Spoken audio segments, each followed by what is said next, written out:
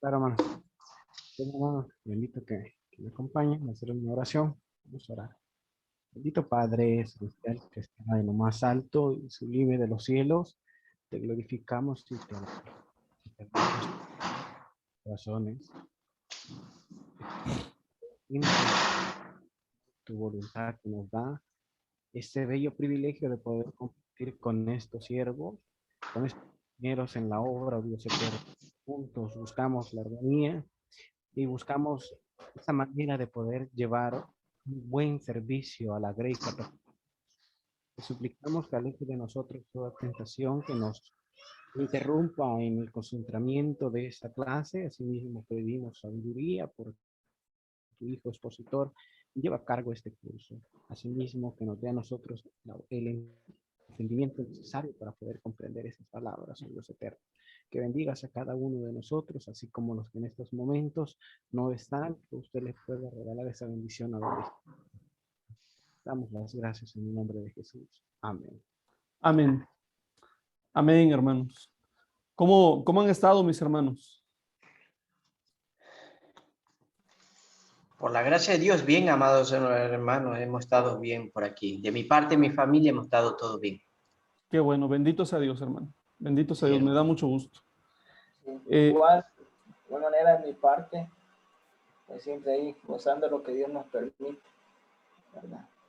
¿Cómo les está yendo con el coronavirus en este momento ahí en Italia, hermanos? Un poco complicado todavía, pero en el sentido que hay restricciones y a veces pues para gestionar documentos, hacer cualquier tipo de movimiento complica.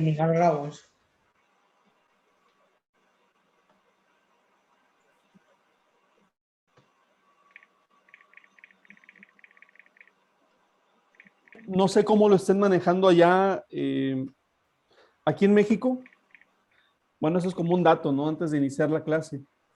El gobierno estableció un sistema de semáforo, así le llamó, sistema de semáforo COVID. Y dependiendo del estatus del semáforo, son las restricciones para todo, tanto para el trabajo, la movilidad, la escuela, las iglesias. Y bueno, estableció las luces de un semáforo verde, amarillo, naranja y rojo.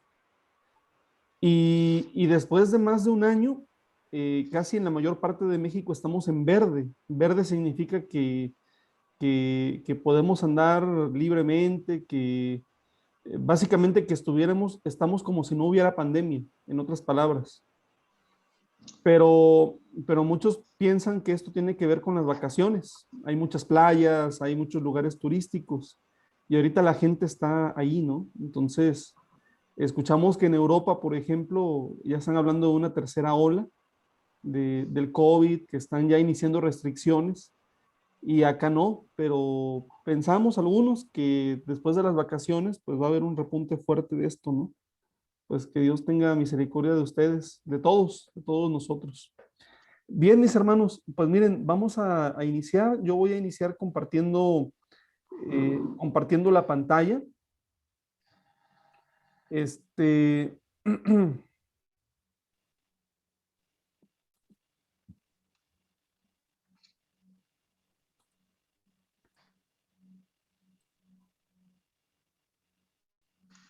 este es el curso en el que nos encontramos a partir de hoy, mis hermanos.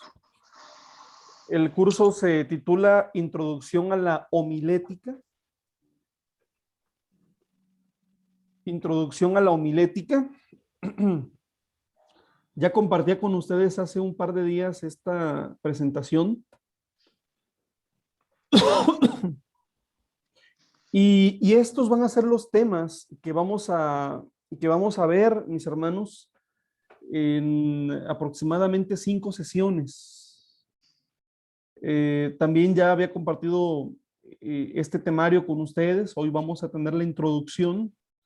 Vamos a tener, vamos a revisar con el favor de Dios los primeros 2 temas, que es introducción y 2, que son las definiciones y analogías. Y si nos da tiempo, vamos a meternos un poquito al tema de tipos de sermón, ¿no? El resto de temas son ejemplos de bosquejos homiléticos, ideas para planificación de sermones y ayudas. ¿Cuáles son los objetivos del curso, hermanos? Los objetivos del curso son, cada clase tiene obviamente sus propios objetivos, pero en general los objetivos del curso son 3. El primero tiene que ver con reconocer el lugar tan especial que tiene la predicación en la vida de la iglesia. 2, alentar a los estudiantes a invertir en esta tarea, sabiendo que un pueblo bien alimentado es como el árbol que se planta junto a arroyos de agua viva. Y 3, afianzar y enriquecer esta vital labor en la vida de la iglesia, haciéndolo de una manera práctica e ilustrativa. ¿Sí? Estos son los tres objetivos, mis hermanos. Por un lado, quiero recordar con ustedes, todos ustedes son predicadores, hermanos. ¿Quién dentro del grupo no es no es predicador? Todos somos predicadores, sí, hermano.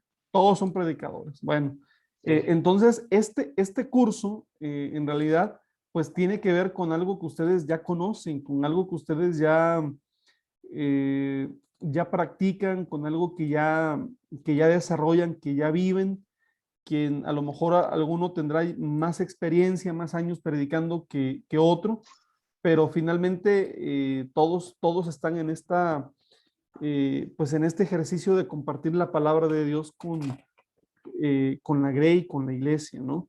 Y bueno, pues eso me parece a mí fantástico, el hecho de que todos estén metidos en el ministerio de la predicación, ¿no? Ahora bien, mis hermanos, les pregunto, ¿quiénes de ustedes han tomado previamente ya algún curso o alguna capacitación sobre el arte de predicar, sobre el arte de la homilética, pues, sobre la elaboración y exposición de sermones? ¿Quiénes ya lo han hecho?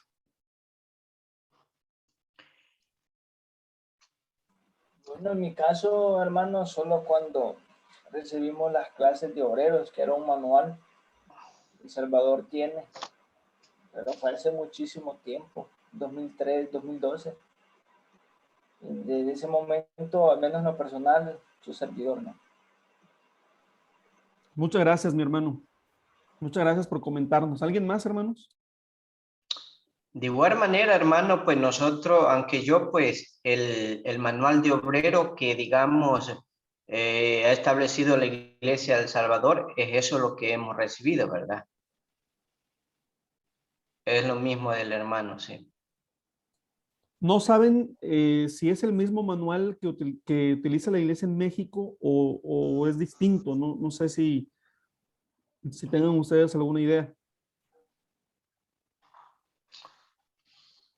Yo en lo personal no sabría decirle, hermano, pero sí toca parte de estos argumentos, sí.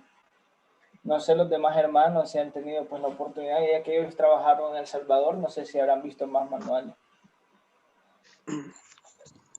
Se llama, hermano, ese estudio se llama el Sinaí, creo, si no me equivoco. Y creo que eso está en México, pienso, no sé, en la escuela, o sea, es decir, de allí, de ese lado es que se refiere, ¿verdad? La escuela, el Sinaí, algo así, se llama el libro.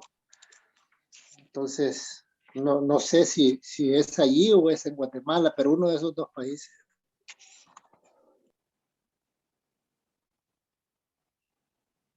Ok, mis hermanos.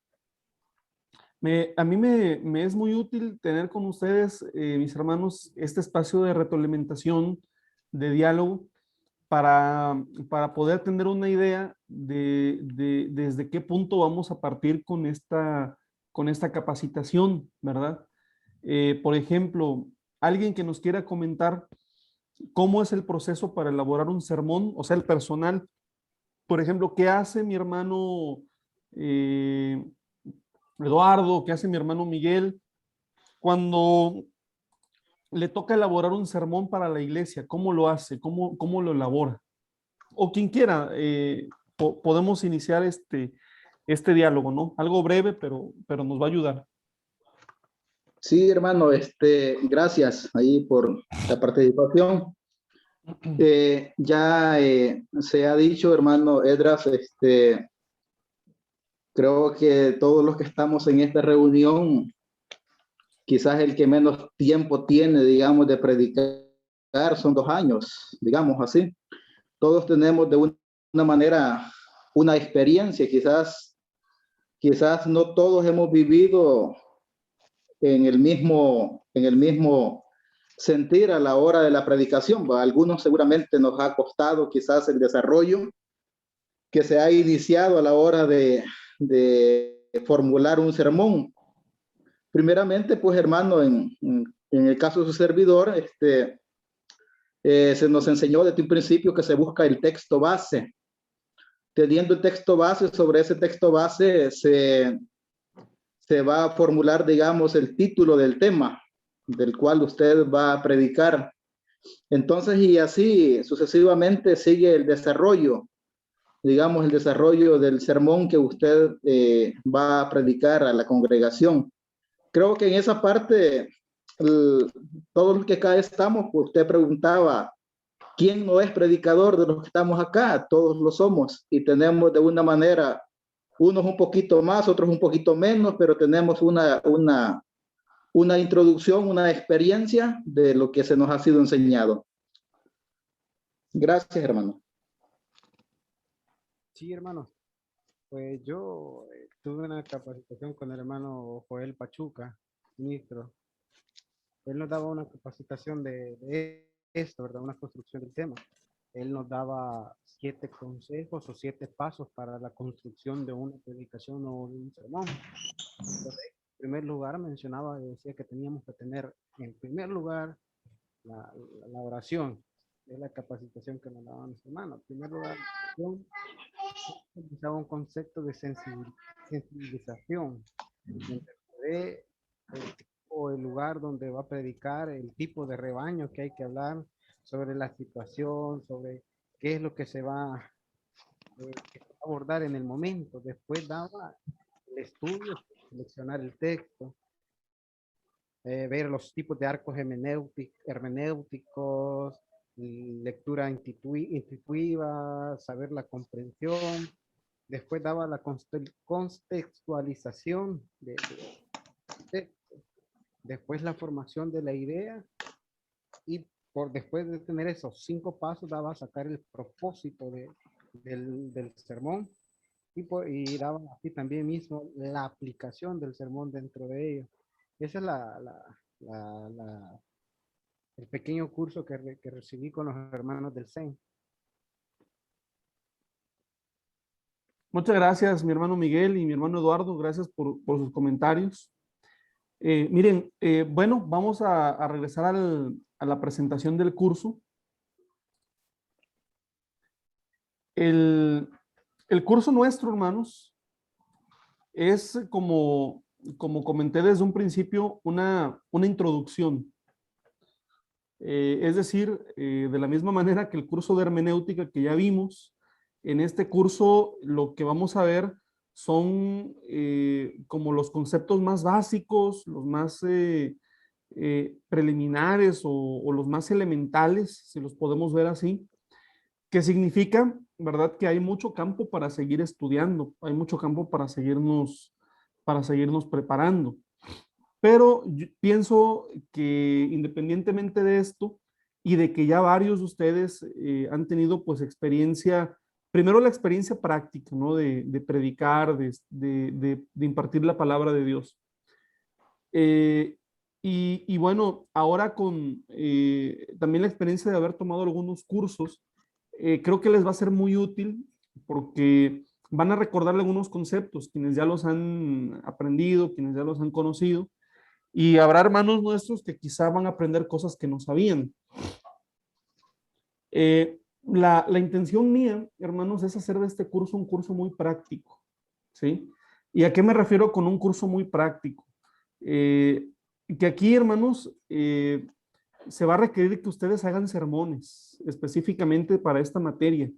Vamos a aprender a hacer, hay diferentes tipos de sermones. Vamos a aprender a hacer 3 tipos de sermones. Entonces, pues, esto no va a ser complicado para ustedes porque de por sí como predicadores ya hacen sermones. Solamente que ahora los van a hacer con algunos conceptos que aquí van a aprender. Y bueno, lo vamos a hacer muy práctico porque también se trata de escucharlos. Yo quiero escucharlos en un momento determinado y bueno, vamos a ver la dinámica para hacerlo, ¿no? Yo estaba pensando cómo escucharlos a ustedes en 2 horas semanales, pues tendría que invertir yo 3 clases para escucharlos. Pero luego pensé, a lo mejor si ustedes se graban en algún momento y que me envíen las tareas grabadas, eso va a ser o sea, que se graben exponiendo un sermón, eso va a ser va a ser parte de la materia. Entonces, a lo que voy es que este curso va a ser más práctico que el de hermenéutica, porque aquí implica que ustedes también puedan llevar a la práctica lo aprendido, ¿no? Y que puedan también, y que puedan también evidenciarlo, ¿no? Exponiendo, elaborando algunos bosquejos. Bueno, mis hermanos, lo primero es, qué importante es reconocer que la predicación en la vida de la iglesia tiene un lugar muy especial. Saben que hay algunos autores que hablan de que el púlpito en América Latina vive un momento de crisis.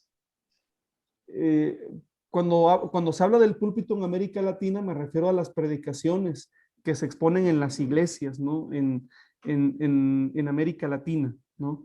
De crisis, ¿por qué? Porque, bueno, para muchas iglesias ha dejado de ser lo más importante la predicación.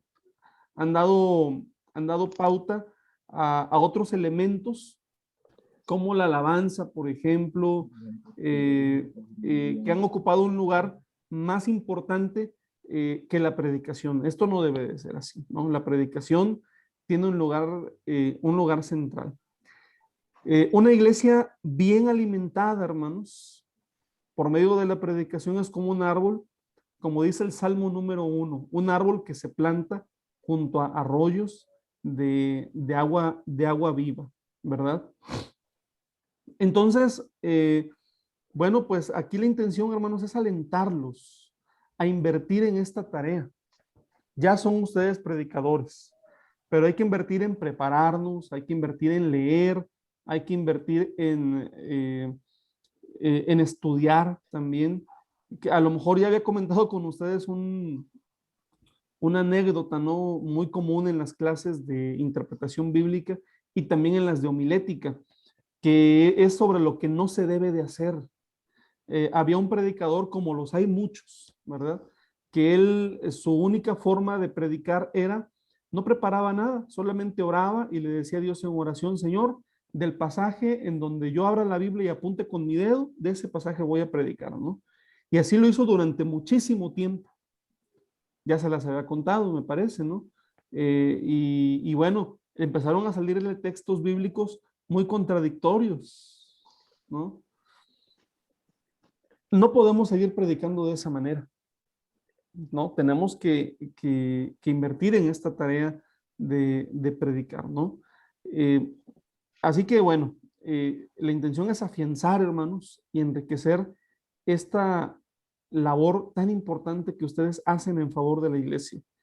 Y lo vamos a hacer con el favor de Dios de una manera práctica y de una manera ilustrativa. Bueno, Romanos capítulo 10, verso 17, dice que la fe viene por el oír. Nos advierte el apóstol Pablo. Y también en la segunda carta a Timoteo, capítulo 4, verso 2, el apóstol Pablo nos insta a predicar a tiempo y fuera de tiempo. Si hacemos conciencia, nosotros predicamos una palabra que se fue escribiendo durante un largo periodo de tiempo, mis hermanos. Y durante un largo periodo de tiempo y bajo las más increíbles circunstancias. Es decir, la Biblia fue escrita en un lapso de 3000 años aproximadamente, desde el primer escrito hasta el último, ¿no? Y bueno, pues los autores sagrados escribieron en circunstancias tan diversas, tales como hubo quienes escribieron desde un palacio o desde una pradera, hubo quienes escribieron desde una prisión o quienes escribieron desde su tierra o quienes escribieron desde el exilio, quienes escribieron en momentos de paz, otros en momentos de guerra, escribieron reyes, escribieron pescadores, es decir, es una gama muy amplia de circunstancias y por gracia de Dios, hoy nosotros tenemos la palabra eterna de Dios. Bueno, y no solamente tenemos la palabra eterna de Dios, sino que tenemos ahora el privilegio de poner esta palabra en nuestra boca, hermanos. Cuando existe una inversión apropiada de tiempo y de esfuerzo en la predicación, la iglesia aprende a valorarla, hermanos. Quienes estamos inmersos en el pastorado, hermanos, sabemos que hay muchas áreas dentro del pastorado que ocupan el tiempo, ¿no? Tenemos ocupaciones administrativas, hay algunas que son pastorales, pero sobre cualquier labor dentro de la iglesia, ya sea administrativa y pastoral, nosotros debemos de mantener siempre el lugar tan singular de la predicación. Así que yo me siento muy contento, hermanos, deseo de todo corazón que mi vida y la de ustedes sea enriquecida por medio de este curso y de esta manera también la labor que hacemos junto con la iglesia, ¿sí? Y bueno, pues para mí va a ser de mucha alegría si lo poco o mucho que ustedes puedan recibir les aporte, mis hermanos, para que ustedes puedan dar un mejor servicio de su vocación y en la capacitación también de otros compañeros dentro del ministerio. Bueno, vamos a pasar al siguiente punto que se titula definiciones y analogías. Y en este punto, hermanos, lo que vamos a intentar responder es la siguiente pregunta. La pregunta es, ¿qué es la predicación? Esa es la pregunta, si la quieren anotar o la están anotando. ¿Qué es la predicación?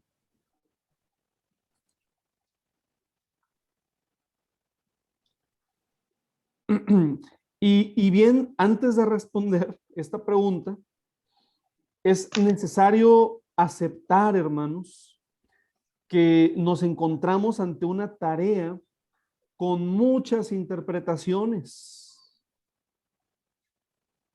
Para acercarnos a su sentido y significación, lo que vamos a hacer es considerar algunas de las muchas definiciones que se han dado y que pueden ayudarnos a comprender lo que es la predicación. O sea, con esto, ¿qué les quiero decir? Que no vamos a dar una definición formal, ¿no? No vamos a dar una definición formal porque hay muchas. Pero sí vamos a abrir el panorama, para alcanzar a percibir la grandeza, la relevancia, la importancia de esta actividad que muchas veces solo intuimos, ¿no? O sea, y solo intuimos porque sabemos que en la iglesia lo que se hace principalmente es que se predica, ¿verdad? En la iglesia sabemos que se predica y que en cada reunión hay una predicación generalmente. Pero bueno, hoy vamos a ver algo importante. Lo primero, mis hermanos, bueno, vamos a ver la primera definición de M.R. Avey.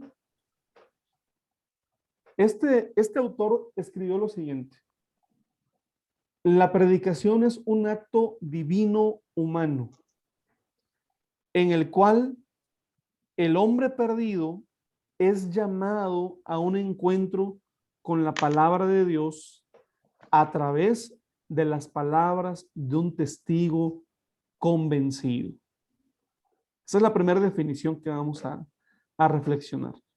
La predicación es un acto divino humano en el cual el hombre perdido es llamado a un encuentro con la palabra de Dios a través de las palabras de un testigo, de un testigo convencido. En un análisis breve, hermanos, veamos cómo esta definición contiene 3 elementos básicos. Me refiero a la primera, a la de M.R. Avey. El primer elemento que contiene esta definición es que se enfatiza el aspecto de la cooperación y la comunión entre la parte humana. La parte humana es el predicador, ¿sí? Y la parte divina. La parte divina tiene que ver con la inspiración y la iluminación del Espíritu Santo. Y cuando nosotros vemos esto, hermanos, entonces podemos comprender que la predicación es algo más que un solo discurso humano. La predicación es la exposición de una palabra dirigida por el Espíritu de Dios. Todos nosotros hemos escuchado conferencistas, ¿es cierto, hermanos? Y me refiero a conferencistas que no son religiosos, que no son predicadores, sino conferencistas. Y saben, hermanos, yo les quiero recomendar, esta es una recomendación, que escuchen conferencias, No sé si ustedes han escuchado hablar, por ejemplo, del movimiento TEDx, que es a nivel mundial. ¿Sí lo han escuchado? Las charlas TEDx. Se las voy a escribir aquí en el chat.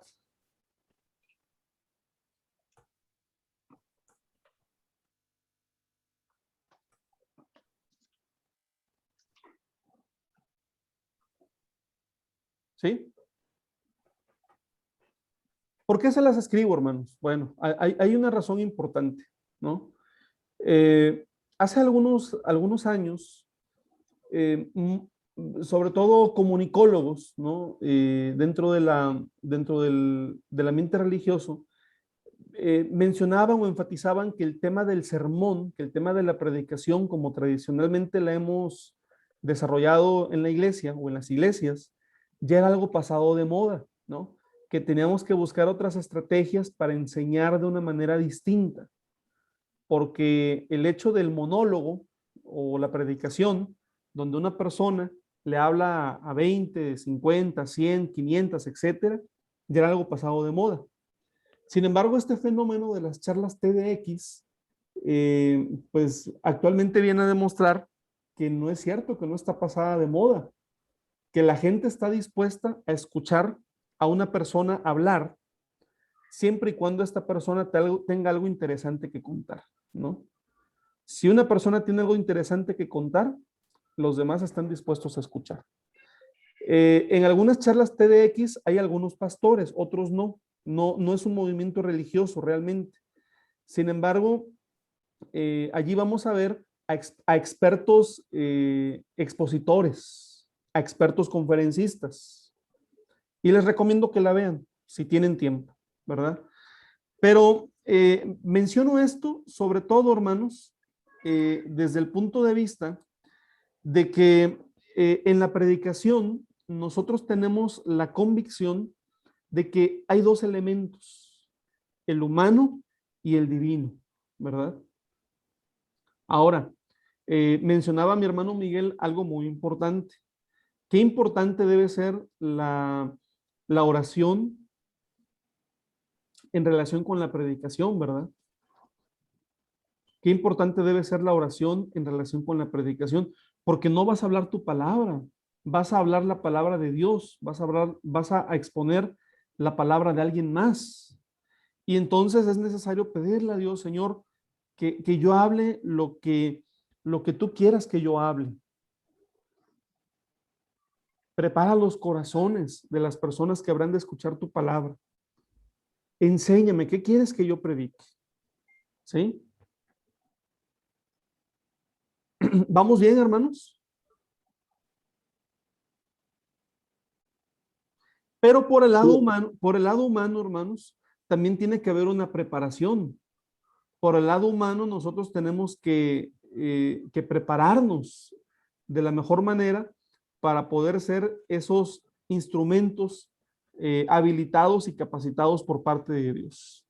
Ahora, otro elemento que podemos considerar en esta primera definición es que la predicación, se acentúa, hermanos, que la predicación busca siempre la conversión del que escucha y la confirmación del que ya tiene fe. Estos son dos objetivos de la predicación.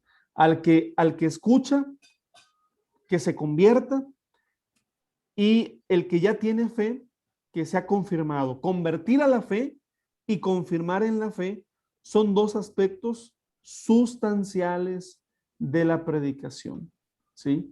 Es llevarlos a un encuentro con la palabra de Dios. Si tu predicación no lleva a personas a convertirse a la fe, y si tu predicación no lleva a las personas a confirmarse en la fe, entonces podemos pensar que no es realmente una predicación, ¿sí?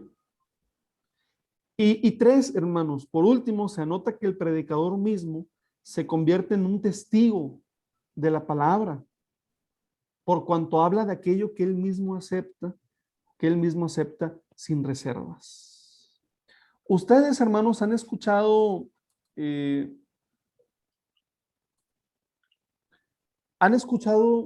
o han prestado atención en cómo se escucha una persona que realmente está convencida de lo que está hablando. ¿Qué transmite una persona cuando realmente está convencida de lo que está hablando y de lo que está exponiendo? Seguridad. Seguridad. ¿Qué más? Atención. Atención. Uh-huh. Muy bien.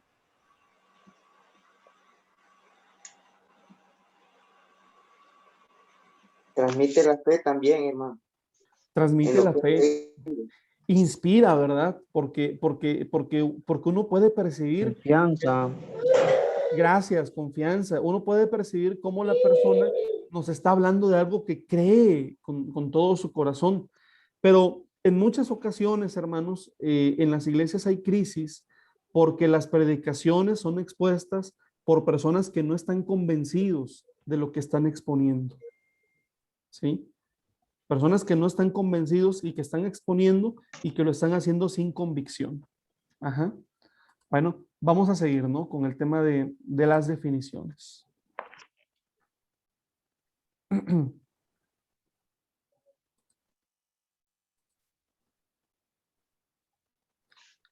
¿Pueden ver otra vez mi pantalla, hermanos?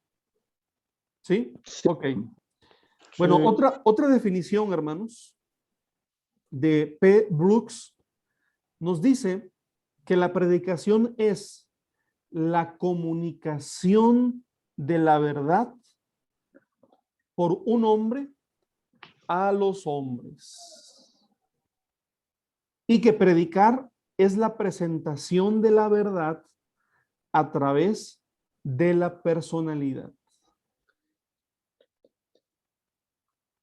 Bueno, de esta definición, hermanos, también pueden desprenderse algunos puntos importantes. El primer punto es que es la verdad el contenido de la predicación. ¿Cuál es el contenido de la predicación? La verdad. Jesús dijo, yo soy el camino, yo soy la verdad, yo soy la vida. Así que es el contenido de la verdad, el contenido de la predicación es la verdad. Y hermanos, y es lo único que puede predicarse.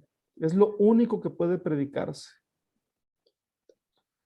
¿Qué es la verdad para nosotros, hermanos?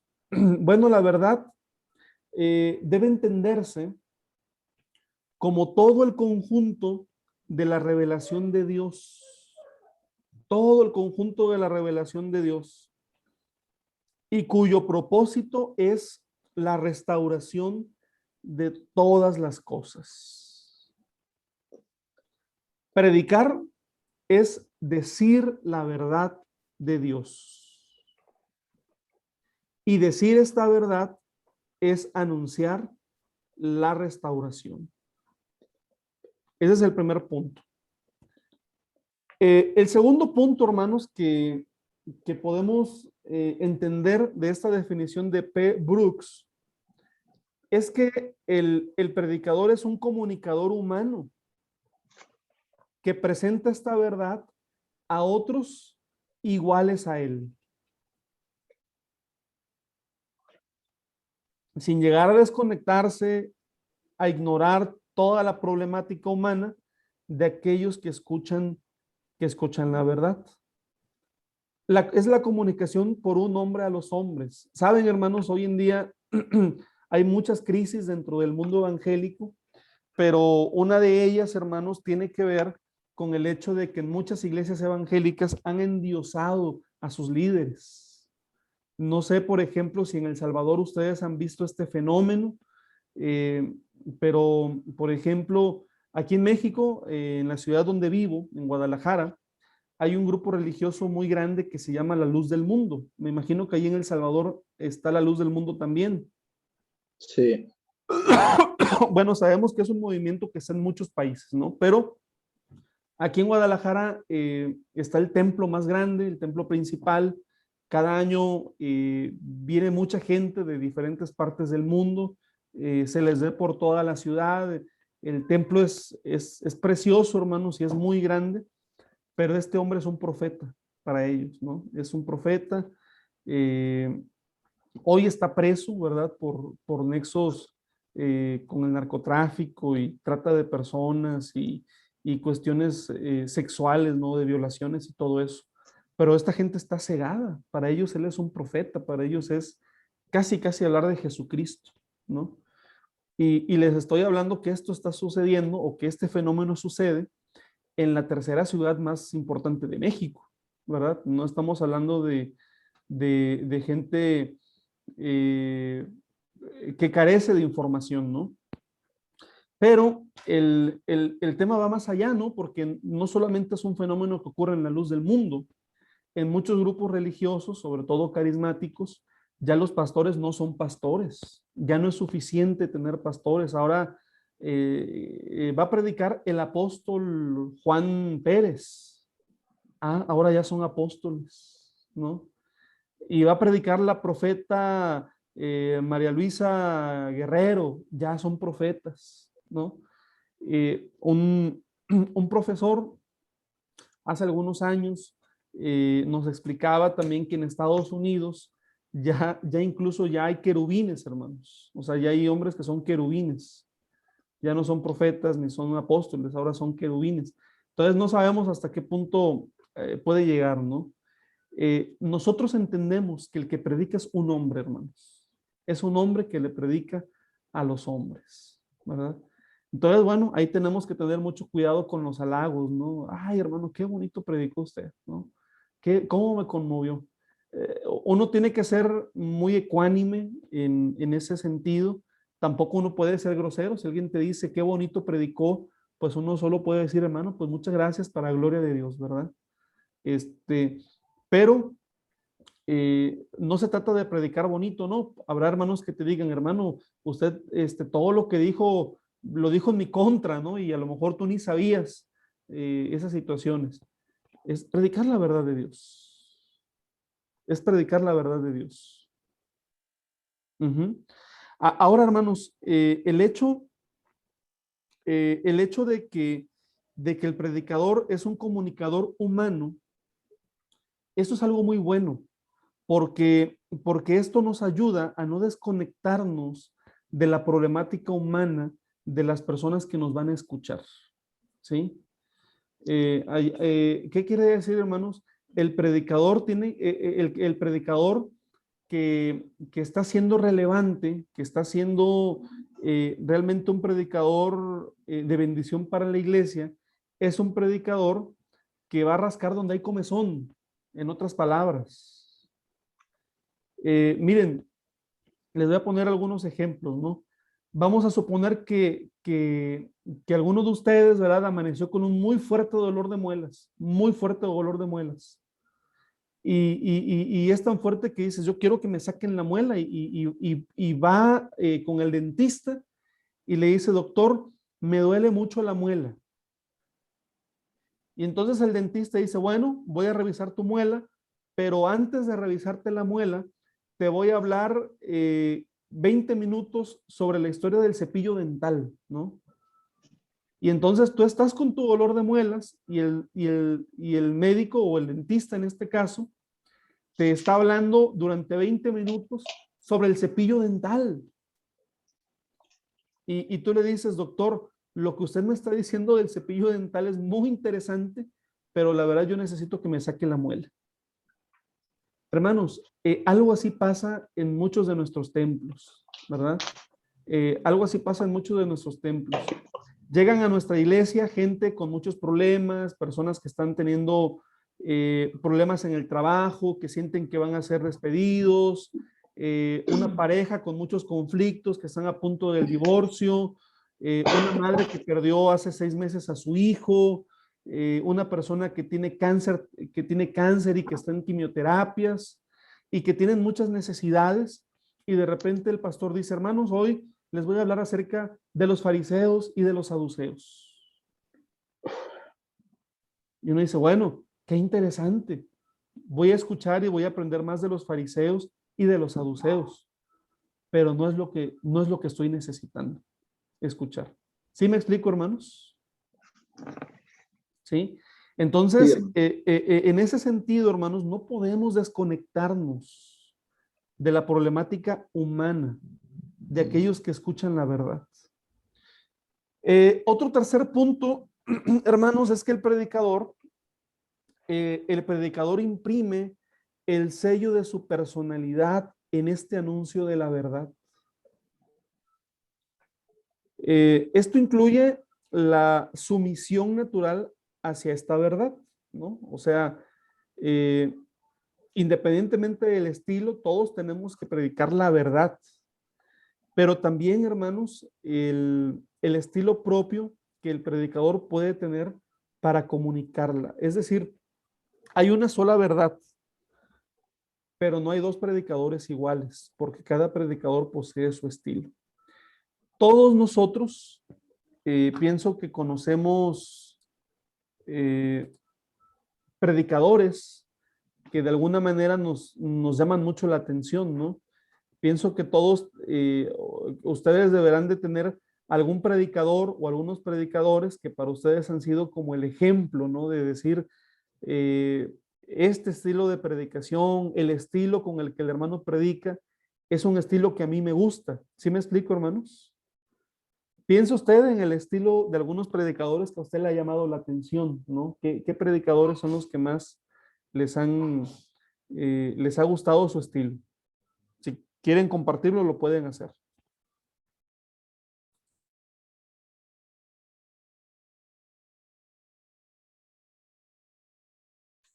En mi caso, hermano, el hermano Ausencia Arroyo. Ausencia Arroyo, así también como el hermano Pablo Coelho. Gracias, Miguel. Muy bien. Ausencio Rollo y Paulo Coelho. Muy bien. ¿Alguien más que quiere compartir, hermanos? Yo tendré hermanos predicadores, pero son del Salvador, ¿verdad? Quien yo percibí. Que sí, bueno, o sea, no los menciono porque obviamente los desconocería, pero sí que, como usted dice, ¿no? Eso todo es palabra de Dios, pero hay predicadores que como que motivan, no sé, llegan hasta el sentimiento, a lo más profundo. Y creo pues que o sea, no es como, no es vanagloria, sino que, no sé, tal vez pues la forma en cómo lo ha explicado, siente uno pues que recobra ánimo, ¿verdad? Y sí tengo.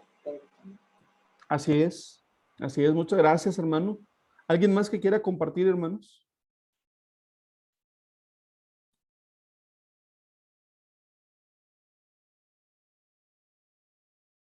Saben que en la iglesia aquí en México ha habido muy buenos predicadores. Históricamente ha habido muy buenos predicadores. En lo personal a mí hay dos predicadores que me han impactado mucho. Uno, no lo llegué a conocer personalmente, pero escuché sus predicaciones a través de cassettes. Yo creo que uno de los mejores predicadores de su tiempo, el hermano Arturo González, tenía una voz muy impactante. Y otro que en mi opinión quizá es el mejor predicador que hay en la iglesia en México, en mi opinión, sería actualmente el hermano David Rojas, Aldaco. Y son estilos que hay de predicación. Todos tenemos por lo menos una idea, ¿no? A lo mejor un pastor que tuvimos, alguien que escuchamos en algún momento, y entonces podemos ver que algo de la personalidad de estos predicadores nos llamó la atención, ¿no? Nos pudo llamar la atención a lo mejor la forma en la que modulaba su voz para predicar, la forma en la que nos conmovía. ¿Qué otra cosa puede ser? A lo mejor no era nada de eso, sino su estilo de vida realmente lo que nos motivaba, pero sí se dan cuenta que hay como una personalidad, ¿no? Cada predicador eh, tiene su propia personalidad. Claro. Hermano Esdras, fíjense que hoy que usted mencionaba eso, no sé si puedo argumentar esto. Eh, Mi madre, pues ella sí, ¿verdad? Ha sido nacida y criada pues, dentro de la iglesia, pero en su juventud conoció a mi papá fue católico, entonces prácticamente desde meses de nacido hasta la edad de 9 años, que yo pues viví con mi papá, yo fui instruido en la iglesia católica, ¿verdad? Pero recuerdo que alrededor de los 10, 11 años yo empecé a frecuentar la iglesia de Dios nuevamente. Ya mi mamá tenía la libertad, ya pues mi mamá pues se centró y ella se bautizó y seguimos yendo a la iglesia. A lo que quiero llegar, hermano Esdras, es que mi mamá me explicaba ciertas cosas, ¿verdad? Pero no a profundidad, pero yo sí fui una persona muy curiosa y recuerdo de que yo leí, hermanos, y a la edad de 13 años, eh, cambiaron el pastor, ¿no? Donde nosotros íbamos, y la forma en cómo pues él empezó, obviamente, a dar la exhortación, yo era un preadolescente, me acuerdo. O sea que es normal decir que un preadolescente es muy poco, pues está concentrado. Tenía 13 años y recuerdo que lo que yo había iniciado a leer, pues compaginaba, ¿no? Entonces, y sentía aquella conexión con el hermano, sin embargo, nunca obviamente lo idolatré, ¿verdad? Creamos una buena relación, recuerdo. Eh, Hacía muchas preguntas y en aquel entonces recuerdo pues que eh, yo había empezado a leer, pero a través de las exhortaciones del hermano pues fue algo que a mí me impregnó tanto y que fue pues algo que me hizo tomar pues eh, seriamente, ¿no? Creer aún más y hacer más sólida mi creencia a través de lo que leía. Entonces eso que usted dice es evidente porque había hablado con otros hermanos que eran pues, muy abiertos, muy amigos, pero la forma en cómo lo hacía, muchas personas no lo querían, recuerdo. Hablaban mal, pero porque lo que decía pues a veces era fuerte, no insultaba, pero como bien se dice, ¿no? La verdad no le gusta, es raro la persona que le gusta escucharla, ¿no? Entonces, pues fue algo que a mí pues me impactó y yo puedo decir eso, que cada pues predicador tiene su estilo diferente y sobre todo creo que cada uno de los predicadores de la iglesia cumple una función, ¿verdad? Que Dios da, ¿verdad? Y creo que cuando Dios pues asiste, eso pues es de bendición para el pueblo. Nada más eso, hermano, que yo traía a memoria. Gracias por compartirnos, hermano Josué. Muchas gracias. Bueno, pues yo creo que somos bendecidos, ¿no? El hecho de que nuestra vida haya sido impactada por un predicador o por varios predicadores, pues habla de que Dios ha sido bueno con nosotros, ¿no? Bueno, a veces una tentación, hermanos, una tentación tiene que ver con iniciar el camino como predicador, imitando, ¿no? De repente, por ejemplo, hay algunas características de la personalidad de un predicador que nos llaman la atención y generalmente la gran mayoría iniciamos como imitando un poquito a esos predicadores a quienes admiramos, ¿no? En el mejor de los casos, podemos agarrar buenos ejemplos de predicadores muy consagrados, de predicadores muy correctos en la Biblia. No todos tienen a veces esa posibilidad, entonces hay quienes agarran como ejemplo pues a un predicador que ven en YouTube, por ejemplo. Hoy en día esto es un fenómeno muy recurrente también en esta parte, ¿no? Muchos quieren ser Dante Hebel en sus predicaciones, ¿no? Por mencionar un predicador de YouTube, ¿no? O etcétera, ¿no?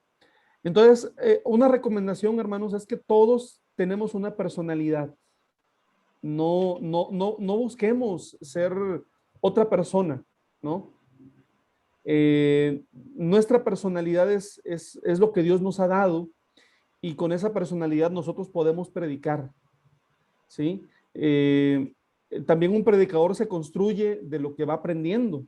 Entonces, puedo decirles, hermanos, en mi caso, que el estilo que Dios me ha permitido tener para predicar, pues tiene que ver, ¿no? Con características de diferentes predicadores que han impactado mi vida, pero no como una copia de uno en especial, sino de elementos de diferentes, uno va aprendiendo. Creo que ese es el proceso que todos vamos siguiendo, hermanos, ¿no? Tengamos cuidado de no querer ser imitación de alguien más, porque eso es algo que sí sucede, hermanos, eso es algo que sí sucede.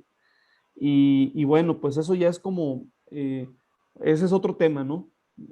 Vamos a la siguiente definición, que es de Orlando Costas. Orlando Costas él es latinoamericano, si no me equivoco es cubano, es un predicador cubano. Y Orlando Costas escribió lo siguiente: la predicación es un acto dinámico en el cual Dios se dirige a los hombres y mujeres fuera y dentro de la iglesia para confrontarlos con las implicaciones de la obra redentora de Cristo. Es también un acto escatológico por cuanto atañe a los últimos tiempos y es el instrumento por excelencia del Espíritu para la salvación de los hombres. Bueno, de las tres definiciones que escogí para presentarles, se darán cuenta que esta definición es la más completa, la de Orlando Costas. Es la más grande, la más completa. Muy buena definición, en mi opinión, pero solo quiero apuntar lo siguiente a esta definición, ¿no? De alguna manera, el corazón, hermanos, de toda predicación es la persona y obra de nuestro Señor Jesucristo, hermanos, y de todo cuanto esto significa para la humanidad, ¿sí? ¿De qué tenemos que predicar nosotros, hermanos? Tenemos que predicar a Cristo, hermanos. Prediquemos a Cristo, hermanos, que Cristo debe ser el centro de nuestra predicación. Hoy en día, hermanos, en este momento en el que la gente sigue muriendo, en el que es real, hermanos, siempre lo ha sido, pero hoy en día es más real el hecho de que no tenemos la vida comprada. Nosotros como predicadores no debemos de perder el tiempo sin predicar a Cristo. Prediquemos a Cristo. Es el centro de nuestra predicación. Y segundo punto que quiero puntualizar, hermanos, es que la predicación es una tarea que se hace de cara al futuro. A eso se refiere el término de escatología. La predicación, hermanos, es algo que nos ayuda o que nos debe de ayudar para visualizar la consumación de todas las cosas en el propósito último de Dios, hermanos. ¿Cuál es el propósito de Dios de cara al futuro, hermanos? Tenemos que predicar a Cristo, hermanos, y tenemos que predicar el propósito de Dios, ¿sí? Bueno, como pueden ustedes notar, mis hermanos, como pueden ustedes notar, las definiciones que acabamos de ver sí nos abren un panorama más o menos amplio respecto al sentido que conlleva la tarea de la predicación. Y vale la pena que cada uno, mis hermanos, medite más profundamente en ello. Tomando también como base la propia experiencia personal, ¿no? En la búsqueda de ampliar el horizonte de comprensión de la predicación, también vamos a considerar algunas de las formas de comunicación que se usan para hacerla eficaz.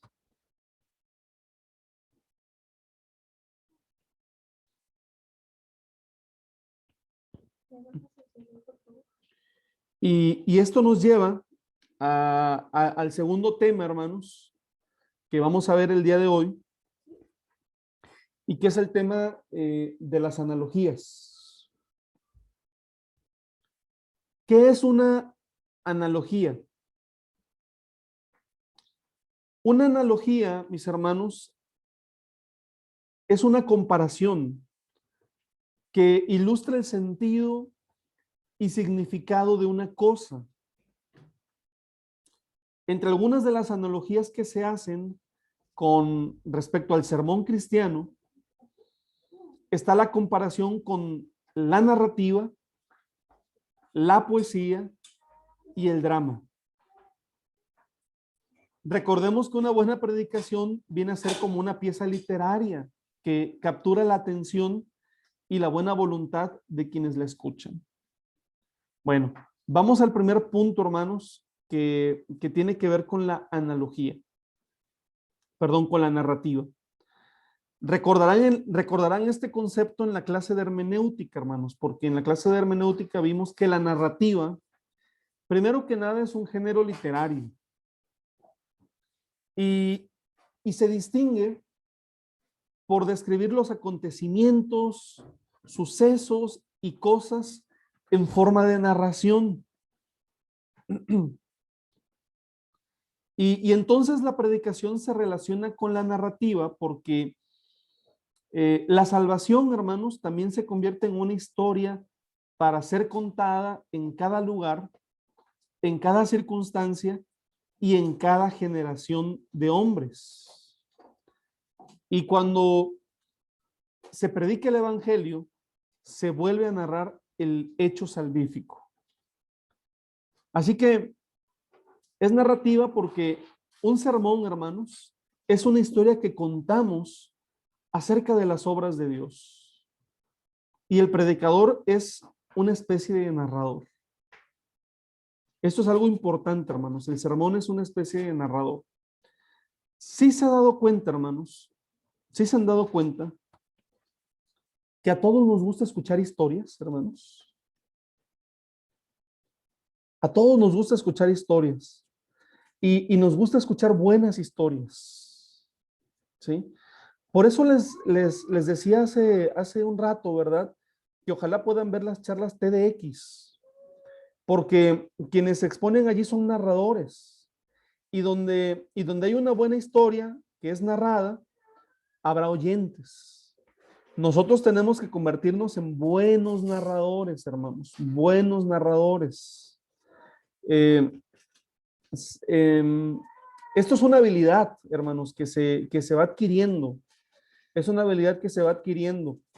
en una ocasión, recuerdo, hermanos, esto no tiene nada que ver con la predicación, pero sí con ser un buen narrador.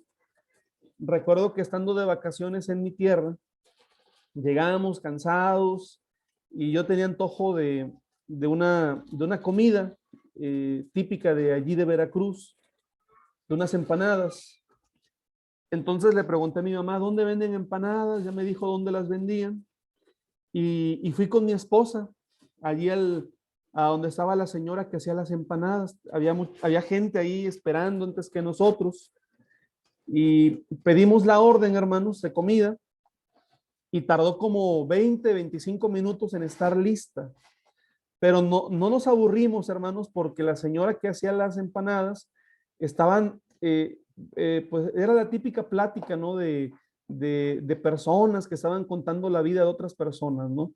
Entonces allí nos enteramos, por ejemplo, de muchas cosas, nos enteramos de un evangélico que no era tan evangélico porque había engañado a su esposa, pero que era muy, bueno, nos enteramos toda una historia, hermanos, pero estábamos así como diciendo que todavía no estén las empanadas para saber en qué terminó la historia, ¿no? Bueno, uno se encuentra con gente así, ¿no, hermanos? A lo mejor esta anécdota que yo les cuento, a ustedes les puede venir la memoria de que conocemos gente que es buena narrando, ¿no? Que tiene esa habilidad de contar historias. Y muchos de los mejores predicadores, hermanos, muchos de los mejores predicadores que hemos escuchado y que más nos han impactado son aquellos que tienen la habilidad de contarnos historias de fe, ¿no? Un testimonio personal, algo que les pasó, cómo Dios en algún momento de su vida, lo que conoce uno en la Biblia fue algo práctico, algo que se vivió, algo algo que él experimentó, ¿verdad? Creo que algunos de ustedes, hermanos, tuvieron la oportunidad de escuchar una conferencia que impartí hace un poco más de un mes, ¿no? Sobre el testimonio de mi hijo, ¿no?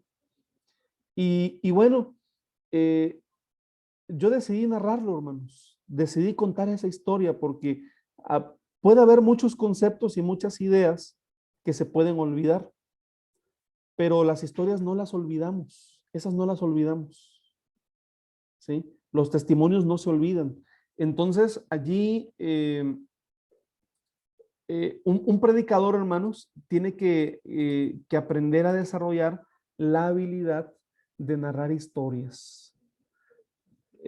Estamos más acostumbrados al término testimonios, de dar testimonios, ¿sí? Pero se trata de narrar historias, se trata de la narrativa, ¿verdad? Así que, hermanos, un sermón es o contiene una historia que contamos acerca de las obras de Dios. Como predicadores, somos una especie de narrador, ¿no? Así que bueno, en este caso, hermanos, la narrativa usada en el sermón, bueno, debe ser amena, ¿no? No estamos para divertir, o sea, el sermón no es para divertir, pero debe ser algo ameno, algo agradable, algo interesante, ¿sí? Recuerden esto, hermanos, hay historias que con solo una vez que se escuchan o se leen, quedan grabadas en nuestra mente. Qué bueno que nuestros sermones pudieran contar con esta cualidad, hermanos. ¿Sí? En la Biblia existen muchos ejemplos del uso de la narrativa para la exposición, hermanos, del mensaje, ¿no? Por ejemplo, los encontramos claramente en el discurso de Esteban en Hechos capítulo 7. Lo encontramos también en la descripción de los hombres y mujeres de fe en Hebreos capítulo 11. ¿Sí? Bueno. Otra analogía, hermanos, es la poesía. ¿Sí? Y quiero decirles que el uso de la poesía también puede enriquecer la predicación. Primero, recordemos que grandes extensiones de la escritura se expresan a través de la poesía, hermanos.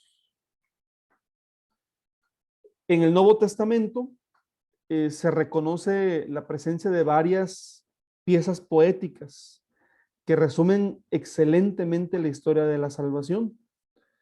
Por ejemplo, y les voy a pedir si alguno de ustedes puede ayudarme a dar lectura a Filipenses capítulo 2, versos 5 al 11. Quien lo lea, quiero que tenga presente que esa porción es poesía. Trate de darle ese énfasis. Filipenses capítulo 2, verso 5 al verso 11. Y el resto vamos a escuchar. Sí, hermano, lo he encontrado aquí. Dice Filipenses 2 del versículo 5 al 11, ¿cierto? Así es, hermano.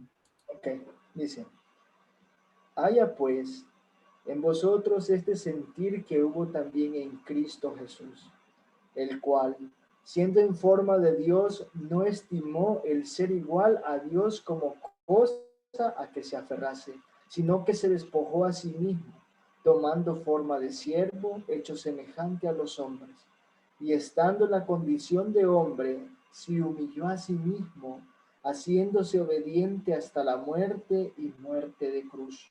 Por lo cual Dios también le exaltó hasta lo sumo, y le dio un nombre que es sobre todo nombre, para que en el nombre de Jesús se doble toda rodilla de los que están en los cielos y la tierra y debajo de la tierra, y toda lengua confiese que Jesucristo es el Señor, para gloria de Dios Padre. Amén. Muchas gracias, mi hermano Josué, ¿verdad? Bueno, así que la introducción, hermanos, de citas o frases poéticas puede ser de manera, bueno, en la Biblia, en el Nuevo Testamento vemos que es muy frecuente. En el Nuevo Testamento se citan partes de los Salmos, sentencias de los Proverbios, algunas partes poéticas de los libros proféticos. Todo eso nos hace o nos debe hacer entender que si se conduce bien en la predicación, el uso de citas o de frases poéticas, proverbiales y de sabiduría le adornarán y darán frescura, ¿no? Por ejemplo, hermanos, yo ahorita tengo una idea para sermón y bueno, se las comparto por si a alguien le puede ser útil, ¿no? Pero quiero hacer un sermón y la idea para sermón que tengo parte de una frase que dice: es mejor desgastarse que oxidarse, ¿no? Y partiendo de esta idea, es mejor desgastarse que oxidarse. Para mí esta idea viene por el hecho de que durante la pandemia muchos templos cerraron. Muchos pastores, hermanos, como dicen en algún lugar de México, cerraron el templo, tendieron la hamaca y se acostaron y dijeron: hasta que pase la pandemia vamos a continuar, ¿no? Y bueno, pues ustedes saben que lo que no se utiliza se oxida y lo que sí se utiliza se desgasta. Entonces, de ahí viene esa frase: es mejor desgastarse que oxidarse. O sea, si te vas a desgastar, desgástate por servir a Dios, desgástate por la obra de Dios, desgástate por cumplir tu ministerio. No te oxides de no hacer nada, ¿no? Y bueno, este tipo de citas, este tipo de frases, las podemos obtener. Eso requiere que seamos personas que leen, hermanos. El hábito de la lectura va a enriquecer también pues nuestra capacidad como expositores, hermanos, ¿no? Bueno, aquí en el caso de ustedes allá en Italia, ¿verdad? Pues el desafío, ¿verdad? Va a ser ir aprendiendo italiano, ¿no? Y seguramente en italiano encontrarán mucha riqueza también para leer y bueno, pues en el internet, pues encontrarán también muchas herramientas, libros virtuales o digitales. La lectura enriquece, hermanos. definitivamente, ¿no? Y nos enriquece también para nuestros sermones. De hecho, yo estaba pensando hace rato que mi hermano Miguel mencionaba a mi hermano Ausencio Arroyo, también que es un muy buen predicador. Una característica que él tiene es que es un hombre que lee mucho, es un hombre muy culto, y lee literatura muy variada, no solamente, no solamente libros relacionados con la Biblia. Entonces, se nota cuando un predicador tiene como una riqueza cultural, ¿no? Entonces, lean, hermanos, en la medida que ustedes puedan, lean, ¿sí? Eso no hará otra cosa más que beneficiar su labor como predicadores. El tercer punto, hermanos, es el drama, ¿verdad? Y bueno, el drama es una forma literaria. Es una forma literaria que se distingue por la descripción y la presentación de los hechos de una manera emocionante, conmovedora o impresionante, ¿no? ¿Cuántas veces un predicador no nos ha hecho llorar, hermanos? ¿No? Nos ha conmovido de una manera muy importante, ¿no? Pues ese es el drama, hermanos, ¿no? Es una forma literaria. Y el drama nos puede ayudar a ilustrar de una manera importante algunas partes del sermón. En la Biblia también encontramos repetidamente el uso de esta forma literaria. Por ejemplo, pueden citarse algunas situaciones que contienen escenas muy dramáticas. Recuerden ustedes en primer libro de los Reyes 18, la confrontación entre Elías y los profetas de Baal, ¿no? Cuando Elías empieza a burlarse de ellos y les dice, ¿qué pasó con Baal? ¿Se habrá ido de vacaciones? O a lo mejor está un poquito sordo. Grítenle, háblenle más fuerte para que escuche, ¿no? Y Elías empieza a burlarse de Baal y de sus profetas. Pero bueno, el relato de la pasión de Jesús, hermanos, ¿no? En el Evangelio de Juan, capítulo 18 y 19, y bueno, en los 4 evangelios, ¿no? Cuando dice la Biblia que el Señor sudaba como gotas de sangre, hermanos. Qué forma tan difícil cuando Jesús le dice a los discípulos, mi alma está muy triste hasta la muerte. Cuando el Señor le dice al Padre en oración, Padre, que pase de mí esta copa, pero que no se haga tu voluntad, sino la mía, ¿no?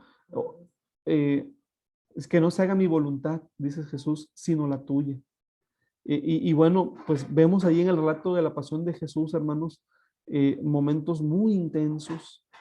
El episodio crítico de la vida de Job, capítulo 1 y capítulo 2 del libro de Job, cuando él pierde todo, hermanos. En Oseas, por ejemplo, vemos su matrimonio, literal o metafórico, ¿verdad? Pero es un drama realmente la vida del profeta Oseas y su matrimonio. La historia de Jonás, hermanos, cómo Jonás huye de Dios y luego hace un berrinche, ¿verdad? Porque Dios perdona a Nínive, ¿verdad?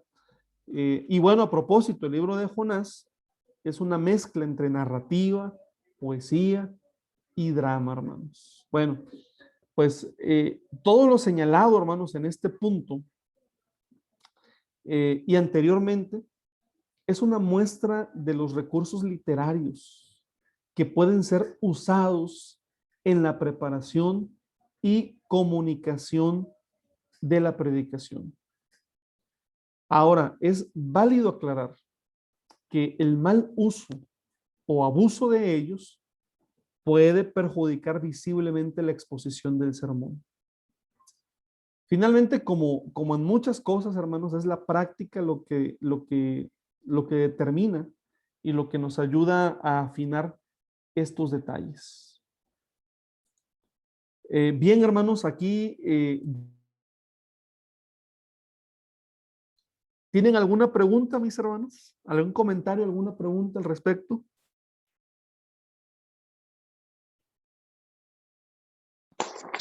Sí.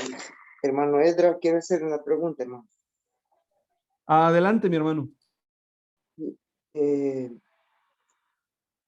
usted, hermano, casi en el principio comentaba que había alguien de que abría la Biblia y con el primer versículo que abría o veía, de ese así el sermón. Y yo, hermanos, en realidad sí también vi algunos. Yo tenía un vecino que hacía cultos en su casa, de esos de la fe en Jesús, y así hacían. Pero ahora la pregunta viene para nosotros. ¿Es necesario o tiene algo que ver que nosotros como predicadores, al hacer un sermón, le podemos meter que 10 versículos son demasiados, o qué digo, o son muy pocos? Porque algunos hermanos preparan un sermón, 3 versículos dan y casi prácticamente que he hablado hace todo, pues solo explicación, no dan más. Entonces, podemos nosotros siempre agregar suficientes versos para darnos a entender. Hermano David, muy buena pregunta. Y me voy a detener un poquito en darle respuesta, porque el siguiente tema que vamos a ver es el tema que se titula tipos de sermones. Y allí vamos a ver que ese estilo de sermón que usted comenta es un tipo de sermones. En la iglesia, bueno, en cuanto a los sermones, hay diferentes estilos y diferentes tipos de sermones. El predicador debe de aprender, primero debe de conocer qué tipos de sermones hay. Me parece que también debe de no casarse con una idea de sermón, sino que ya teniendo conocimiento del tipo de sermones que hay, dependiendo de su estilo, pero también dependiendo de las necesidades de la congregación, deberá en un momento determinado, dependiendo de la necesidad, escoger el tipo de sermón más adecuado, ¿no? Me detengo un poquito aquí porque estoy seguro que mucho de lo que preguntó lo vamos a ver en el siguiente tema, pero me parece muy buena pregunta.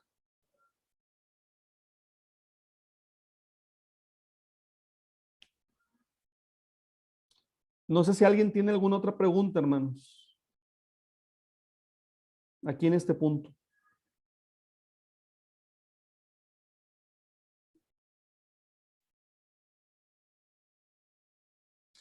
¿Quieren que avancemos? ¿Vamos bien? ¿Seguimos avanzando entonces?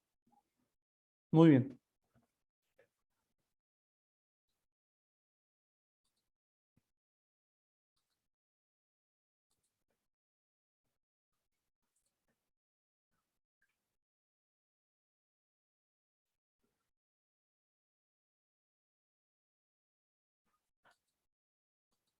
Vamos a entrar un poquito al tercer tema, hermanos.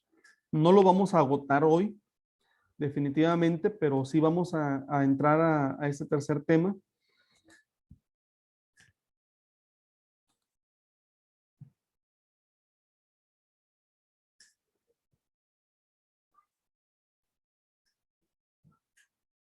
Que se le conoce como tipos de sermón.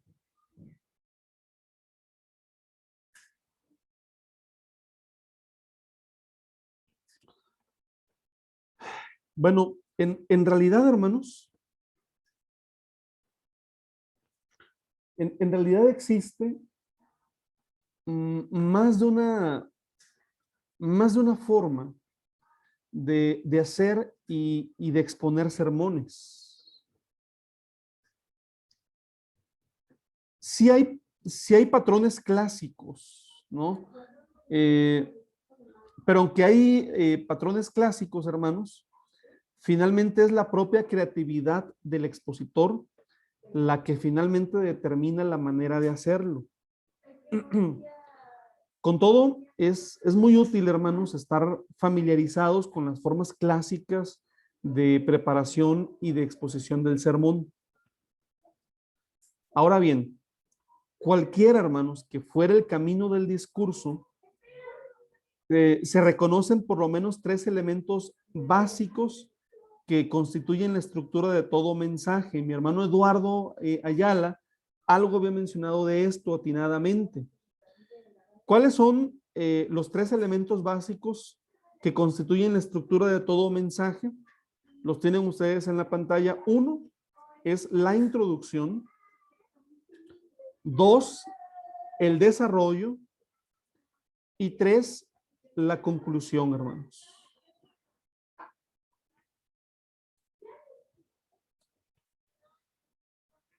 Esta es la estructura básica: introducción, desarrollo y conclusión. Esta estructura básica, hermanos, es válida. Lo mismo si se trata de un cuento, de una historia, de una carta, de una novela, de un artículo, de una película, o de cualquier tipo de discurso. Bueno, pues también es válida si se trata de un sermón. ¿Sí? ¿Sí queda claro este punto, mis hermanos? Sí, hermano.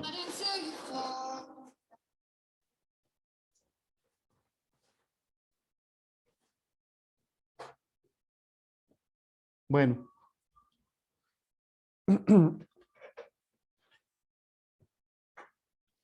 Anteriormente, hermanos, bueno, aquí en México es lo que cuentan muchos hermanos ya de años en la iglesia. Los sermones eran sermones que duraban horas, hermanos, horas y horas y horas. Había sermones que duraban hasta 2 o 3 horas, ¿no? En algunos casos pudiera haber sido más, ¿no? Sermones muy, muy largos. Llegué a conocer a algunos ministros, hermanos. La forma de exponer, hermanos, era una forma, por ejemplo, en donde los mejores expositores eran aquellos que conocían los versos de memoria, hermanos. O sea, eran expositores, por ejemplo, que inclusive podían citar la Biblia o podían abrir la Biblia o no abrirla, pero lo que predicaban, los versos que predicaban los conocían de memoria. Y mientras más versos bíblicos tenía un sermón, era más valorado. O sea, mientras más versos bíblicos contenía un sermón, era más, más apreciado, ¿no? No sé si este camino es el mismo camino que en El Salvador ustedes como iglesia también han transitado, ¿sí? Hoy lo que vamos a aprender, hermanos, es algo con más técnica, ¿sí? Y lo digo con respeto, no me entiendan. Vamos a aprender algo con más técnica sobre el tema de las exposiciones, ¿no? Hay 3 tipos de sermones. Hay más, honestamente, hay más tipos de sermones. Pero como este curso es una introducción, me parece que es importante que ustedes conozcan estos 3, primeramente. El sermón textual, el sermón temático y el sermón expositivo. El que comentó mi hermano hace un momento con su pregunta, en mi opinión, tiene que ver con el sermón temático, hermanos. ¿Qué es un sermón temático? Bueno, un sermón temático es, voy a escoger un tema primero, voy a escoger un tema sobre el perdón, ¿no? Ese va a ser mi tema, el perdón. Y entonces voy a buscar en una concordancia bíblica todos los textos de la Biblia que hablen sobre el perdón, ¿no? Entonces voy a encontrar versos del perdón en Génesis, como Esaú perdonó a Jacob, y voy a encontrar en Salmos acerca del perdón, y voy a encontrar en Mateo, y voy a encontrar en Primero los Corintios, y voy a encontrar como 20 o 30 versículos del perdón, y puedo utilizar todos los versículos que encontré, o simplemente voy a seleccionar los que considere necesarios, ¿no? Eso es un sermón un sermón temático, ¿no? Y puede ser que muchos estemos familiarizados con este tipo de sermones. Yo quiero decirles que yo sigo utilizando sermones temáticos. O sea, sigo predicando de esta manera, pero también predico de manera expositiva y también utilizo sermones textuales. No sé si la pregunta iba en el sentido de que si era válido o no era válido. Sí es válido predicar sermones temáticos, así como textuales y expositivos. Lo que yo creo que no es tan válido es casarse con una idea, ¿no? Más bien tenemos que conocer qué tipo de sermones son los más adecuados dependiendo de la situación que se está viviendo. ¿Sí me explico, hermanos? Por ejemplo, les voy a comentar en este tiempo de pandemia,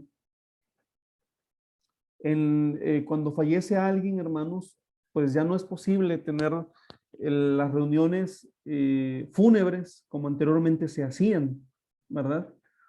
Y sobre todo cuando el fallecimiento tiene que ver con COVID. Entonces, yo he optado, hermanos, cuando he tenido que predicar en alguna funeraria, por predicar sermones textuales. El tiempo que nos permiten es de 20 minutos, entonces utilizo sermones textuales para poder, para poder predicar en ese lugar, ¿no? Apenas fui a un culto fúnebre, igual utilicé un sermón textual.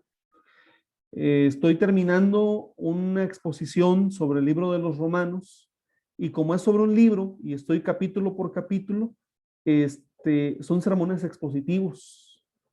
Son sermones expositivos.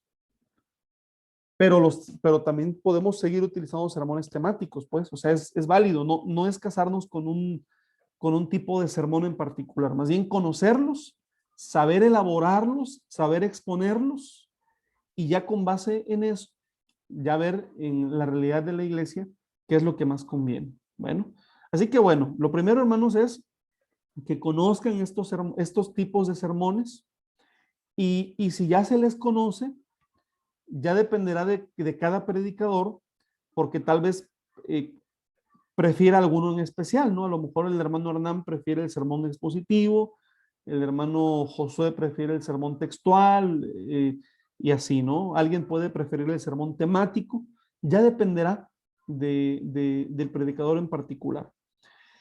Pero, repito, lo aconsejable, hermanos, no es cimentarse en uno solo toda la vida, ¿no? No es cimentarse en uno solo toda la vida. Yo entiendo, hermanos, que a lo mejor predicamos sermones temáticos porque no sabemos predicar de otra manera, pero si ya vamos a aprender cómo elaborar y cómo predicar otro tipo de sermones, bueno, pues ahora, después de eso, hay que practicarlos de manera variada. Sobre todo, hermanos, cuando se trata de un auditorio regular como es la iglesia, ¿no? La iglesia, hermanos, es como la casa, ¿no? O sea, yo no sé cómo sean ustedes con los hábitos de comida, pero hay comidas, hermanos, que yo puedo comer toda la vida, ¿no? Y por ejemplo, hay comidas de las que uno no se harta, pero hay comidas que por más que te gusten, llega un momento en que dices, ya no quiero, ya me harté, ¿no? Bueno, con la iglesia es alimentarla, entonces tenemos que buscar alimentarla también de la mejor manera. Ahora, yo he encontrado lo siguiente, hermanos, que es posible construir nuevas formas de sermón a partir de estas tres formas clásicas, ¿no? A veces es posible mezclar de alguna manera estas formas, incluir elementos novedosos en el sermón es justificable, pero no es válido hacer que la predicación llegue a depender siempre de ello, ¿no? Saben que una vez a mí me impactó mucho en una capacitación pastoral, cuando el hermano, estoy hablándoles del 2004, 2005, cuando el hermano David Rojas inició su sermón con un truco de magia, De esos trucos donde de repente hizo flotar una toalla, ¿no? Y de repente todos vimos la toalla flotar y era un truco de magia. Obviamente no es una característica esotérica, ¿no? Había un truco, obviamente. Entonces hizo un truco de magia y después del truco de magia expuso un sermón, pero es un sermón que nunca olvidamos. Y a lo mejor olvidé el sermón, pero no olvidé el truco. ¿Sí, hermanos? Pero no todos tenemos esas habilidades, no todos las tenemos, hermanos. No todos las tenemos. Y no podemos depender tampoco de eso. Pero sí tenemos que ser creativos, hermanos. Sí tenemos que ser muy, muy creativos. Digo, Yo, hermano Esdras, hoy que usted menciona eso, yo he tenido la oportunidad de ver predicadores de uno, que lo vi hace ya por muchos años, ya no está en la iglesia, ¿verdad? Pero recuerdo que cuando exponía, es que lo que iba diciendo o leía, pero es que hacía tan la mímica que se hablaba de un caballo, pues trotaba en el púlpito, y era bien, sí, la gente eso le agradaba, ¿verdad? Y podía haber dicho a alguien, o sea, a payasear, ¿no? A hacer payasadas, pero no, ¿verdad? Él vivía o leía, digamos, donde había un león, pues decía, y decía pues las mímicas, pero era ya un estilo de él así como bien dinámico y las personas pues siempre decían, ¿no? Le gustaba mucho y predicadores así pues son bien escasos, ¿verdad? Es obvio hacer con las manos, pero o sea, hacer las mímicas de lo que va leyendo impacta también. muy bien, hermano. Y saben, váyanse atreviendo, pierdan el miedo. Si su personalidad es así, pierdan el miedo, háganlo. Ahora, esos son ayudas, no sustituye la profundidad de la reflexión bíblica. Creo que un problema es cuando se abusa de esto, ya lo acababa de mencionar, cuando de repente hay poco contenido bíblico y mucho entretenimiento. Eso me parece que ese es un punto donde no tenemos que caer, ¿no? Recuerden que lo más importante es el tema de la profundidad bíblica. Bueno.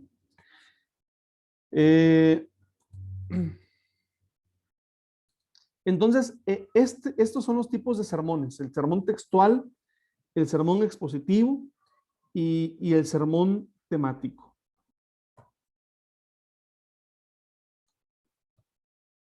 ¿Han escuchado hablar de los 3 tipos de sermones, hermanos? Sí, hermano. Muy bien. Le voy a dejar aquí, hermanos. Le voy a dejar aquí a la exposición, porque el siguiente punto con el que tenemos que entrar va a ser ya con el sermón textual. Ese va a ser el punto con el que vamos a entrar, pero no nos va a dar tiempo. O sea, ya en 20 minutos no nos va a dar tiempo. Realmente lo que vamos a ver respecto al sermón textual, más que una clase, hermanos, va a ser un taller. Y va a ser un taller porque los voy a poner a que elaboren sermones textuales. Ese va a ser el punto. Ustedes van a elaborar sermones textuales, ¿no? Y bueno, este taller lo vamos a dejar para la próxima clase, primeramente Dios. Nos vamos a abocar, si se puede, las 2 horas a la elaboración de sermón textual. Entonces, ¿qué les voy a pedir, hermanos? Obviamente su Biblia, lapicero, lápiz, libretas, ¿verdad? Vamos a hacer nuestros sermones textuales. Si nos da tiempo, pues vamos a ver el otro tipo de sermón que siga, pero aquí el tema es que va a ser como un taller, ¿no? Entonces, ahorita no nos va a dar tiempo, hermanos, de hacerlo. Quizá de lo que sí nos va a dar tiempo a lo mejor es de leerles la descripción de lo que es un sermón textual. Y bueno, vamos a hacerlo, ¿sale? Voy a leerles la descripción. ¿Qué es un sermón textual, hermanos? Ya ustedes lo conocen lo que es este tipo de de sermón.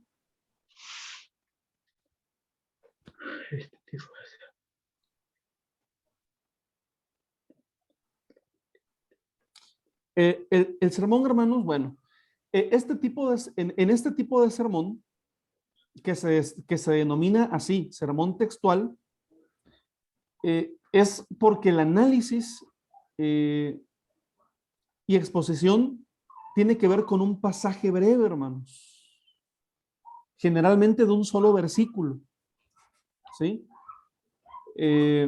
La condición principal es que el versículo utilizado realmente contenga una idea o un mensaje completo, hermanos.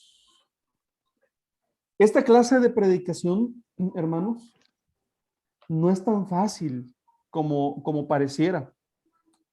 Me atrevo a decir, hermanos, que es más difícil elaborar y predicar un sermón textual que un sermón temático. ¿Por qué? Porque esta predicación de un solo texto bíblico, pues requiere de un buen grado de análisis, hermanos, y precisión, para no ser redundantes y para no extraviarse en la tentación de mirar otros pasajes. Este tipo de sermón es recomendable para cultos o para reuniones más o menos breves, hermanos. Estamos hablando de un sermón que se puede hacer entre 20 y 30 minutos, ¿sí? Favorecen el manejo del tiempo, se evitan las improvisaciones y los reajustes de los sermones largos. Y bueno, pues se aconseja no exceder un tiempo de exposición de 20 minutos para este tipo de sermón, ¿verdad? ¿Qué nos pasa a veces, hermanos? ¿No? A veces nos pasa, por ejemplo, de que algunos predicadores dicen, invitan a predicar al expositor, ¿no? Y el hermano se arranca a predicar, ¿verdad? Y de repente, pues nadie le dijo al predicador, hermano, tiene 40 minutos. Como línea, hermanos, aquí en México, los sermones tienen un promedio de duración de 45 minutos, ¿no? Eso es lo que manejamos. No sé si allá sea igual o allá sea así de tiempo corrido, ¿no? Si hay algunas iglesias todavía que te dicen, usted sígale, hermano, usted desarrolle el tema, ¿no? Y pueden pasar 1 hora, hora y media, no sé si lleguen a las 2 horas, pero los temas, hermanos, aquí tienen un promedio de 45 minutos. Sé que en Estados Unidos, en las iglesias anglosajonas, los sermones son más breves, son de 20, 25 minutos, todavía son más breves, pero bueno, aquí es 45 minutos, ¿no? Pero a veces cuando el predicador no tiene cuidado, ¿no? De repente ya pasan los 40, 45 minutos y le dice el pastor anfitrión, hermano, ya se te acabó el tiempo. Y bueno, se ve mal un predicador cuando dice, ay, hermanos, y apenas estaba yo empezando. O sea, se acabó el tiempo y él le dice, hermanos, apenas estaba yo empezando con el sermón. Apenas iba a entrar a lo mero bueno, ¿no? Pero bueno, pues si ya se acabó el tiempo, pues aquí le dejamos. Pero la verdad es que mi tema quedó inconcluso. Mi tema no se agotó. Mi tema, pues, metes en aprietos a quien te invitó, ¿no? Porque pues, o el anfitrión queda como un grosero que no le da la oportunidad de desarrollar su tema, ¿verdad? O se ajusta. La verdad, hermanos, es que realmente es una mala práctica. O sea, es una mala práctica de los predicadores que no saben ajustarse. Si alguien te dice, hermano, te voy a dar un tema y esto es común, yo les pregunto, no sé si así es en El Salvador, pienso que debe de ser en cierta medida parecido, ¿no? Pero si te dicen es 20 minutos, es 20 minutos. Si te dicen es 30, 30. Si te dicen es 40, es 40. Tú tienes que adaptarte y con base en eso ver qué tipo de sermón vas a predicar, ¿no? Pero ahí el tema, la grosería es cuando dices, híjoles, hermano, tenía tanta información para compartir con ustedes, me quedé con mucha información, pero bueno, qué lástima que ya no pude. No es correcto, ¿no? Hermano Extra, usted en su experiencia nos aconsejaría basar, porque también nosotros, bueno, El Salvador, pues ellos tendrán esos minutos, pero la base acá igual andamos alrededor de 40 minutos aproximados, ¿verdad? De meditación por igual.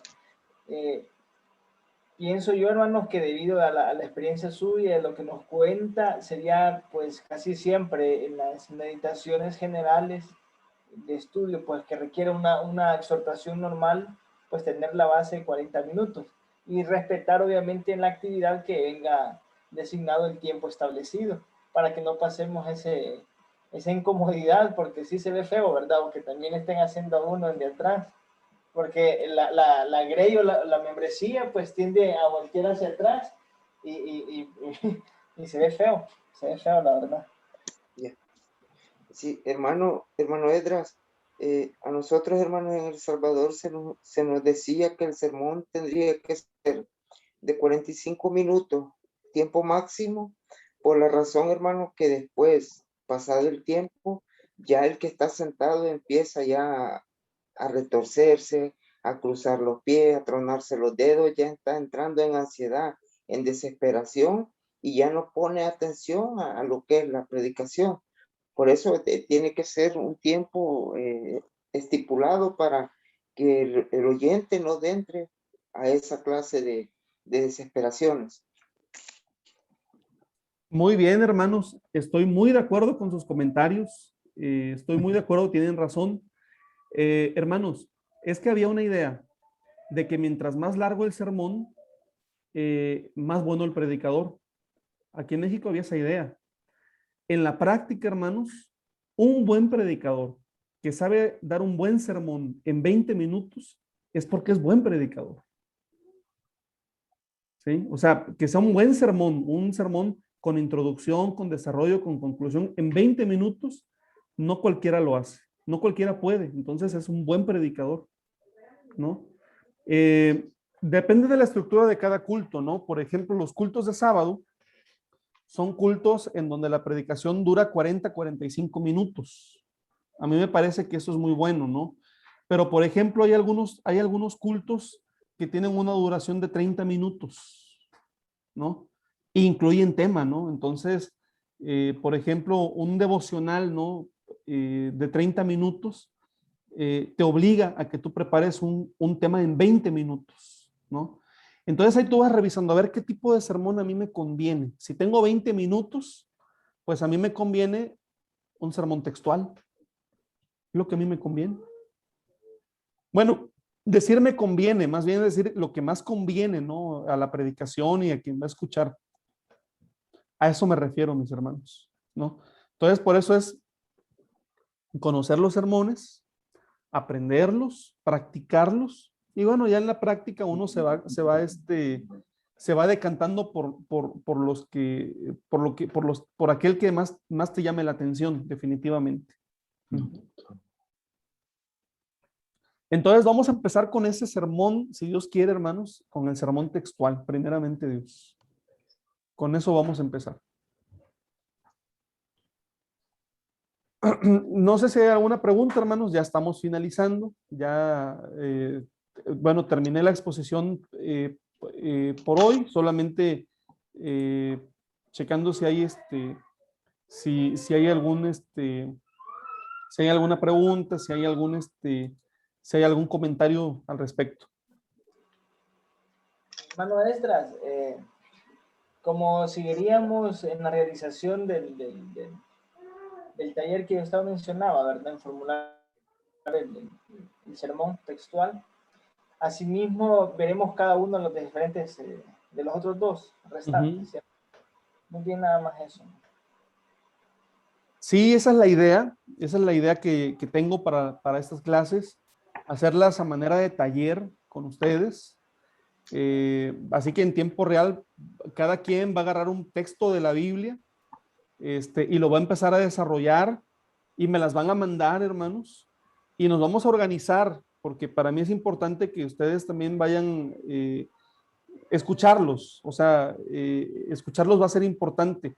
Si no da tiempo escucharlos en el horario de la clase, porque imagínense, de 20 a 20 minutos se nos va a ir toda la clase, sería que en algún tiempo ustedes de la semana después de la clase, que se graben exponiendo un sermón, ¿no?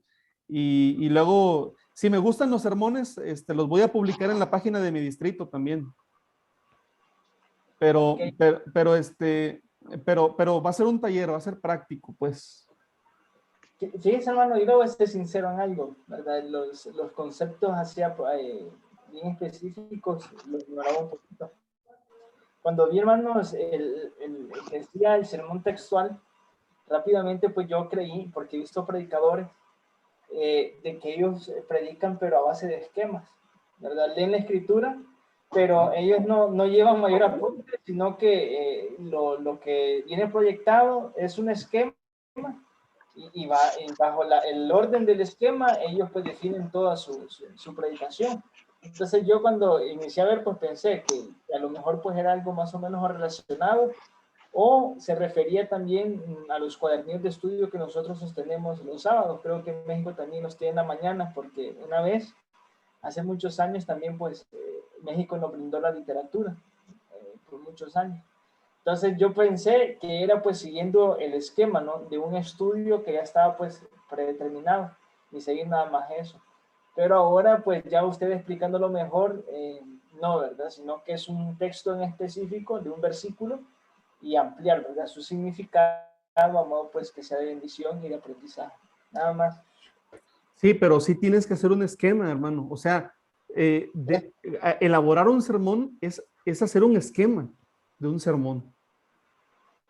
O sea, miren, la intención del taller es esa, que aprendamos a elaborar sermones, que aprendamos a elaborar nuestros sermones. Vivimos en una época donde hay muchas herramientas, puedes comprarte libros incluso ya con sermones hechos, ¿no? Y si uno los compra está bien, pero el tema es que uno tiene que hacer los propios y utilizar esos como recursos, no como lo que tú vas a predicar, ¿no? No, son recursos nada más. Podemos hacer nuestros propios esquemas, esa es la realidad, ¿no? Sí. Por ejemplo, les voy a compartir un esquema. A ver, para que te...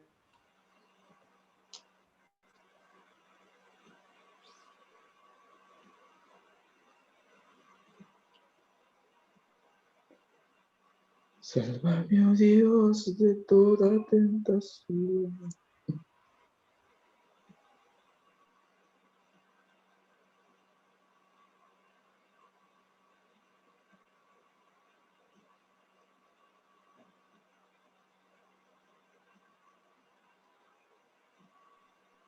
¿Pueden ver la imagen, hermanos? Sí. ¿Sí? Bueno, Sí. este es el esquema de un sermón expositivo.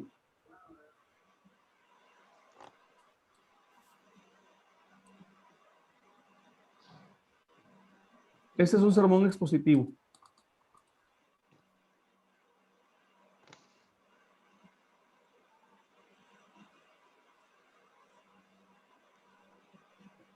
Luego les voy a mandar, les voy a hacer llegar ya en el desarrollo del curso algunos bosquejos, ¿no? Algunos bosquejos ya hechos, también para que ustedes los tengan. Seguramente ustedes tienen, pero bueno, les quiero enviar algunos bosquejos hechos, pero me interesa que aprendamos a hacerlos. Ese va a ser la ganancia del tema. Pero bueno, no sé si hay alguna última pregunta, mis hermanos, ya para finalizar con una oración, la cual le voy a pedir a mi hermano Eduardo que sea tan amable de hacerla, pero antes quisiera saber si hay alguna pregunta previo a finalizar.